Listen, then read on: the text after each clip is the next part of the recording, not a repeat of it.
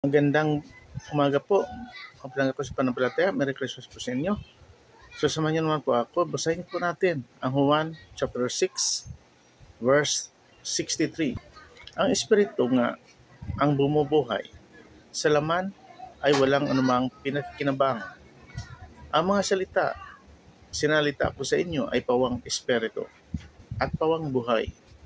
Datapat may ilan sa inyong hindi nagsisampalataya sapagkat talastas na ni Jesus buhat pa ng una kung sino-sino ang hindi nagsisampalataya at kung sino ang sa kanya ay magkakanulo. At sinabi niya, dahil dito sinabi ko sa inyo na walang taong makalalapit sa akin maliban na ipagkaloob sa kanya ng Ama.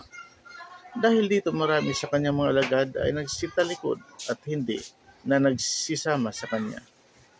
Sinabi nga ni Jesus sa 12, ibig baga ninyo magsialis din naman?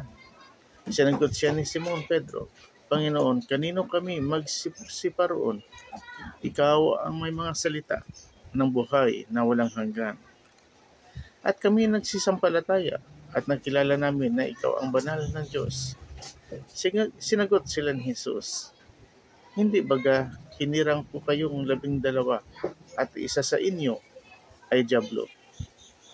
Tinukoy nga niya si Judas na anak ni Simon Iscariote sapagkat siya ang sa kanya ay magkakanulo, palibhasa isa sa 12.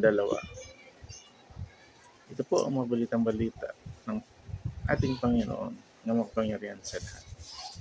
Amen.